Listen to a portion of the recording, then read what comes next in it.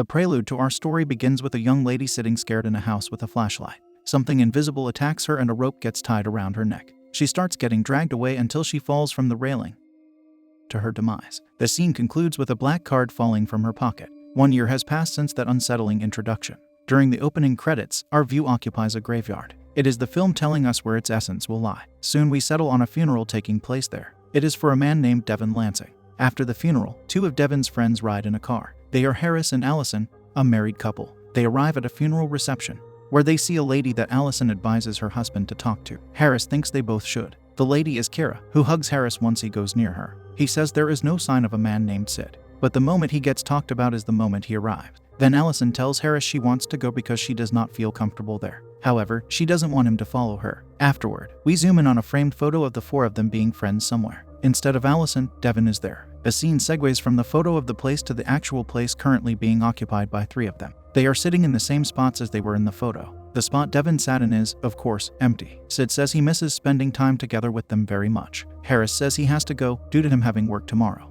Yet Sid does not want to call it a night. He wants to go to the cemetery. Since he missed the funeral, he thought it would be nice to go there. The other 2 are not of the same mindset, making Sid complain that they haven't been in the same room together for years. Their friend lost his life and the best they can do is have a few drinks in his name. Sid tells them the reason he wasn't at the funeral. It's because he knows Devin would not have wanted them to sit around, crying over him. With those words, he leaves the other 2. Following this, he goes to the cemetery alone. The man jumps over the wall at the convenient time when a car happens to arrive, so he hides behind a grave. Once the other person starts climbing the wall, Sid runs to hide behind another grave. It doesn't take long for him to show himself to confront whoever it is. To his surprise, it's his friends, who ended up agreeing to do what he talked about doing. Sid wants them to celebrate. Now, the trio stands before Devin's grave and each of them says their farewell to him. Later, we see they spent some time there, for they are sitting comfortably beside Devin's grave. After the other 2 go for a walk together, Sid finds something on the grave. It is a card with a message on it that he reads. It looks like the card the young lady dropped at the start of the film. Switching to the duo, Kira asks Harris if his wife still hates her. The man replies that she's scared of her, but there is no hate. Scared because she thinks maybe they have something going on between them. As Harris starts cheating on Allison by kissing Kira, Sid interrupts them to inform the duo of the interesting card he found. He stands on a grave, intoxicated, and wants to read from the card to Devin in addition to all the other deceased people who are inside the earth. So he reads the magical rhyming words, not cognizant that doing it has become the biggest mistake of his life. Then he turns on a radio for the trio to dance. We watch them unwind for some time. While they do, the 2 that wanted to kiss earlier start doing it with no further interruptions. On the next morning, we see a slightly troubled Allison at home. She sees a car arriving and her husband exiting it. He enters the house, lying to his wife that the trio merely talked about things. When he goes to another room, the couple's cat comes for Allison to hold in her arms. As she walks with it, the animal meows loudly at an open doorway. She has to let the cat go to walk peacefully toward it. What prevents her from going there is the phone ringing. Answering it, Allison hears nothing except static. 2 weeks later, we see their faucet is shaking. Harris goes to work, leaving his wife alone. At his workplace, he sees a note Kira left for him. It says she called him and it's urgent, so he calls her to leave a message. Harris is there until evening, falling asleep on the job. Something seems to wake him up by coming at him, but we don't see what it is. While he's walking to his car in the parking garage, he hears a banging behind him. He turns around to see nothing there. Subsequently, we see Allison entering her home. She finds a framed photo of her and Harris on the floor with a cracked glass. If that wasn't unnerving enough, she also hears a sound coming from upstairs. Calling out to Harris gets her no answer. Therefore, she starts ascending the stairs, hearing moans in the process. Allison quickly opens the door to the room where the moans are coming from, but the room is empty. She gets scared and runs downstairs, where she encounters Harris. After asking him if he heard her, the man does not know who she means. First, Allison thinks she's losing her mind. Then she demands to know what happened the night she left the funeral reception. Just like 2 weeks ago, Harris lies again by saying they simply talked. His wife presses him, asking if anything happened between him and Kira. Harris says that nothing did. We learn Kira has been calling them every day since the night of the funeral. What makes the situation suspicious is that Allison saw it was Kira's name on the caller ID. However, every time Allison answered the phone, Kira hung up. She gets upset, saying Kira is back in their life again. To defend himself, Harris says Kira has been calling him too, but he hasn't seen the lady since the funeral. We learn that strange things started happening around the house. One of those things is voices being heard. Allison does not feel safe, so she falls into Harris for support. On the next day, we see him being the man of the house by installing a security system. Once he finishes, he hears the piano playing and yells out to Allison, asking when she learned how to play Chopin. Yet no one answers him. Furthermore, he sees the lady outside. This prompts him to walk in the direction of their piano. The moment he looks at it, the playing stops. Confused, the man responds by closing the piano lid. Then he returns to the area he was working at, only to observe the door near the security system is now open. At night, we see a presence inside the house as we watch it move from its point of view. It approaches the couple lying in bed, causing Harris to wake up. He goes downstairs, where he hears the piano again. Grabbing a golf club, he walks to the piano. Like previously, the playing stops upon the piano being looked at. Switching to Allison, she wakes up and sees a strange woman behind her. The woman starts chasing her, which brings Allison downstairs to inform Harris of what happened. He slowly starts ascending the stairs, still equipped with his golf club. The door ahead takes its time creaking open, but he doesn't get to it because a bang happens on the front door. The man opens it to see 2 policemen. They order him to drop his weapon. The next scene shows Allison asking the officers if they found anyone inside the house. One of them says they did not and there is no sign of a forced entry. Later, Allison tells her husband that Kira is creating this chaos. Harris doesn't believe her. She refuses to live like this, so she wants to squash the problem tonight. To do that, the couple arrives at Kira's house. Due to Allison's bangs on the door not being answered, they enter through the back door. Instantly, 3 things are already wrong. One is that Allison says it is cold inside. The second is Harris trying to turn on the lights by flipping the switches, but nothing turns on. Finally, the house is a complete mess. Harris uses a flashlight to look around. Soon they find a wall riddled with words. Out of nowhere, someone appears and falls on the floor, making Harris tell Allison to call the police. Then he enters the washroom, where Kira sits unresponsive in a bathtub. Moving along, the couple sits in a hospital until a doctor arrives to call them. He delivers the good news that Kira should be okay, although this might not be considered good news to Allison, who probably wants Kira gone. The doctor also tells them she has teeth marks on her. Harris wants to see his friend, but the doctor does not allow it. Once he leaves, Harris tells his wife that all of this means Kira could not possibly be the one stalking them. Alone in the hallway, Allison hears a scary whisper. Therefore, she approaches a covered gurney where she thinks it came from. She starts seeing blood form on the cover and yells for a doctor for help. While she does, we see the person underneath the cover sit up to grab her hand. Hearing Allison scream, Harris rushes to her. When he comes to his wife, we see there is no one on the gurney. Following this incident, the couple arrives at Sid's flat. The man wants them to see something. There is another man in his apartment along with a lady. Sid tells his friends he thinks he's being haunted. These words make the stranger mention that he would not go that far, because a haunting requires some level of paranormal activity. The man is Vincent and his colleague is Francis. After Sid says they are ghost hunters, Francis corrects him by saying they are paranormal investigators. Soon Sid gives the reasons why he thinks he's being haunted. He hears noises, footsteps, and also sees little fires. Contrasting with his experiences, Vincent says they have been there for 10 hours, yet nothing of the sort came up. Then Allison reveals that she thinks something similar is happening to them too. Vincent only looks at her for a few seconds after she says this. In the next scene, the friends are sitting on a couch while being recorded by cameras. Vincent sits behind the cameras with Francis to ask questions. Allison says she noticed the strange activities started 3 weeks ago. It started with noises like thumping. However, tonight a woman broke into their house. Vincent is interested in saying that her time frame of events coincides with what they heard from Sid.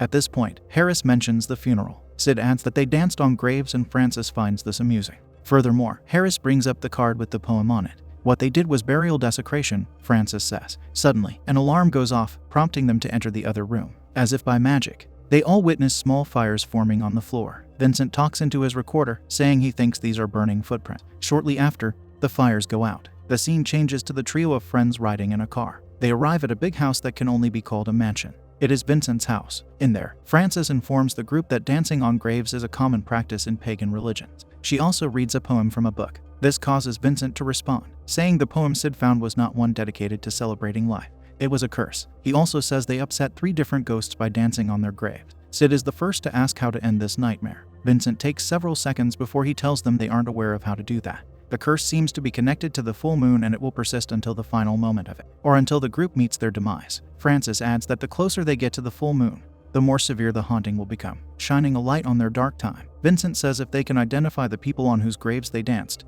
it could offer an idea of how to keep them safe. So the man wants the grave dancers to take the paranormal investigators to the cemetery. Switching to the hospital, we follow a nurse as she goes to see Kira. Seeing the lady is not in her bed, the nurse looks under it. There, a frightened Kira whispers that an unspecified male is present. She wants the nurse to get out of there. She should have listened to Kira because soon, an invisible force starts throwing the nurse around. The brutality ends with her getting thrown out of the door's window. Then the ghost moves on to Kira and the scene concludes with us hearing her painful scream. Subsequently, the quintet arrives at the cemetery. Once they come to the place where the friends danced, Francis says this part of the cemetery is designated for the city's undesirable. Finding the grave he danced on, Sid lets the investigators know. We see it's the grave of a child. Harris shows them the grave Kira desecrated and it's a big one. looking at it. Vincent adds a lot of suspense by saying Kira is in trouble. Afterward, the two friends visit Kira at the hospital without Allison. Despite it sounding like it was the last time we saw her, Kira is not deceased. Harris says they heard someone attacked her and the nurse. He also says she isn't the only one having these horrific experiences. They are being haunted too, Sid says. Kira smartly guesses that it's probably due to their night in the cemetery. She was quick to figure that out, unlike the rest of them. The lady does not want to stay there, insisting against Harris's words that she goes with them. Then all four of them are at Vincent's place. There the haunted group learns about the ghosts who are haunting them. Sid's haunter is a young boy named Denny. He was a pyromaniac who set his house on fire, which resulted in the tragic demise of him and his whole family. This explains the fires they all saw in his apartment. Harris's haunter is Emma, a music teacher. She took the life of the man she had an affair and also the life of his wife. The police found her playing the deceased couple's piano. This should make sense to Harris, for he experienced the strange piano playing in his house. Lastly, the ghost that haunts Kira was a judge named William. He was a deviant man who kept a cage in his basement. Unfortunately, she never got out. Moving along, Vincent says they may have found a solution to this curse. In 1935, a cursed victim did something to end the curse that plagued him. The next scene has them arriving at the cemetery again. Francis tells them if they rebury the person, the curse will be over. Supposedly, this is what the man did to lift his curse long ago. Soon we see shovels digging into the earth, and after an unknown amount of time, we see the first coffin to get uncovered is the one containing the wicked judge's skeleton. Vincent gives Kira a bag, telling her to slide the corpse into it. He tells Harris the same thing. They must get every piece of the corpse in the bag. When Harris opens his coffin, he feels something nearby. It doesn't take long for the skeleton of Emma to reanimate and attack him. Once Kira bags William's corpse, she starts getting out. Alas, the powers that reside there don't let her go that easily. The coffin sucks her in to close her inside. This is followed by the coffin standing vertically, slowly sinking into the earth. Meanwhile, Sid gets stuck in his grave before it instantly starts burning. Harris has the most luck on his side by managing to step on Emma's cadaver to free himself. Then Vincent comes to help Kira by trying to pull her coffin up. Harris joins him in this struggle. Returning to Sid, the man escapes the flames with the help of Francis. But the coffin proves too difficult for Vincent and Harris to pull out, so they resort to breaking the top of it to take out Kira that way. Right on time, Allison rushes to the group to tell them someone is coming. This makes them gather their corpse-filled bags to get away. The place they arrive at is another burial site. They toss the 3 bags into 3 dug holes. Vincent reads from the Bible while he spills holy water on the corpses. After that, they get covered by dirt. Everything is complete and everyone feels good. Following this, the couple arrives home, where they carefully look around to see if everything is indeed okay. To them, it seems like there are no problems. However, we know more time is needed to be certain of this. As the couple sleeps, Harris hears creaking. He asks Allison if she hears it too, but he soon sees her enter the bedroom. Now Harris becomes anxious to see whose arm is resting on him, and it's none other than the ghost of Emma lying beside him. Of course, this causes him to jump out of bed in fear. They both see Emma prior to her vanishing. She leaves by creating a very loud scene in the form of the windows exploding behind her. Then the phone rings, which Harris answers. Whoever he talks to, he says he will be right there. In the next scene, the duo arrives at an ambulance outside of Sid's apartment. The man sits in the back of it, telling them the chaos isn't over. It goes without saying that the couple already knows this, so the 4 of them ride over to Vincent's mansion to understand why the problem persists. Frances tells the group they were told it might not work. She also says they need to stick together and come inside. Not wanting to deal with the people who were incompetent at undoing the curse, Harris starts leaving. Yet his wife pleads for him to come with them. Inside, Frances tells the victims they should simply wait because it's the final night of the curse. Tomorrow it should all be over. But Harris thinks they can't wait it out and starts leaving again. He says he can't risk Allison's life. Then Sid says if Allison had been with them on the night of the funeral, they would not have danced on the graves. Plus, Harris would not have kissed Kira. Unnerved, Allison asks her husband if his words are true. He does not answer, which prompts Allison to want to talk with Kira elsewhere. Alone with her, Allison asks if she still loves Harris and Kira says she does. However, Harris does not love her. She knows this due to him wanting a family with Allison. The man told this to Kira on the funeral night. Switching to the guys, Harris tells Sid the reason the latter got upset with Harris kissing Kira is that Sid loves her. He also accuses his friend of being too scared to do anything about it. This talk soon escalates into an argument, where they each poke holes at each other. Harris is the tougher one, though, as he slams Sid against the wall. In doing this, the fireplace erupts in fire near them. Afterward, the doors close near the ladies. Allison gets pushed to the floor while Kira runs out. Once Vincent extinguishes the fire, they see words above on the wall. The message states, "Lay you at rest." Then the group starts looking for Kira, who hides in a room that quickly becomes dark and transformed. It seems to imitate the basement of her haunter. Worse than her horrible condition is that a zombie walks toward Kira.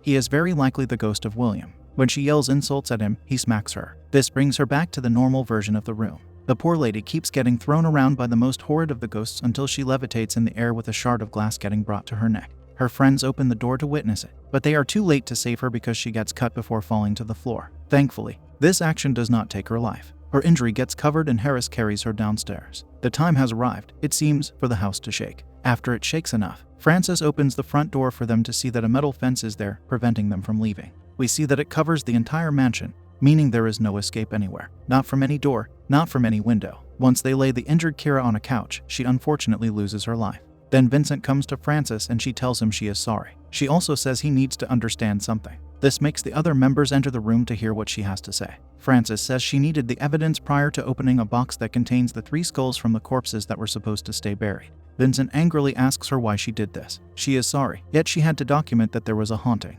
Allison responds by slapping the lady's face very hard. They try to leave from the windows, but they cannot. So they walk elsewhere in the mansion and find bloody footprints. Seconds later, they hear a piano being played. The sound and the footprints are what they follow until they enter a room that has the ghost of Emma playing the piano with her back toward them. It amazes them all to witness this. Harris is the one to start approaching her. She turns around to give the man a hard smack as a reward for his bravery. It is a strong one, causing him to fly several feet away. Afterward, Emma jumps on Allison to attack her. Trying to rescue his wife, Harris gets thrown away a second time. They all try their luck with the powerful ghost and they all fail. Only by teaming up with Vincent gives Harris a chance to free Allison. Then the ghost uses her power to have an axe fly into her hands from outside. Soon the 5 of them hide in another room. Unfortunately, this room is similarly unsafe because a fire starts in there. The ghost of the pyromaniac, Denny's, must be present. Therefore, the party runs back out. Frances looks around, thinking Emma has vanished, and suddenly an axe descends to take her life. Had she not removed the skulls from the graves, she would have kept her life. That's something for her to think about in the afterlife. Allison takes certain keys out of the deceased lady's pocket before they all run away. As they do, Sid enters a room by himself and its door shuts on him. His haunter Denny's is there, starting a fire for Sid. Unable to escape through the locked door, Sid is forced to stay in the room as its flames grow. A burning Denny's walks towards Sid to quicken his demise. Then the door explodes, pushing Vincent away with force. Left alone now, the couple runs until it reaches a window. Opening it shows them no fence to obstruct their exit. It is the topmost window in the mansion, and luckily the fence did not reach such a height. While Harris helps lower his wife from it, we see Emma is behind him. When she falls from the roof onto the ground, Harris starts fighting with Emma. But it certainly isn't easy, for she is stronger than him. Soon Harris finds Emma's skull on the floor, prompting him to run with it. However, the ghost gets to him and gets the man on the floor. As she is about to hack at him with the axe, a car breaks through the wall right before slamming into the final ghost. Allison drives the car, urging her husband to get inside. Shortly after he sits inside, Harris observes a gigantic ghost head form not too far from them. The paranormal activity reaches an outstanding high.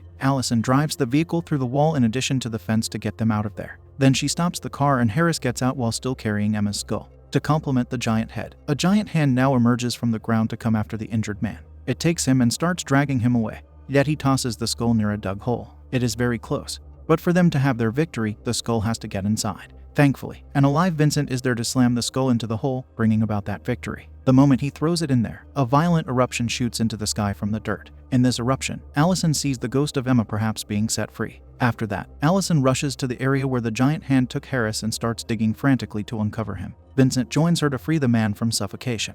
The final scene has the couple walking away in the cemetery after saying farewell to their recently deceased friends. Alas, we see the groundskeeper place the black card on another grave and we realize this entire ordeal was all thanks to him.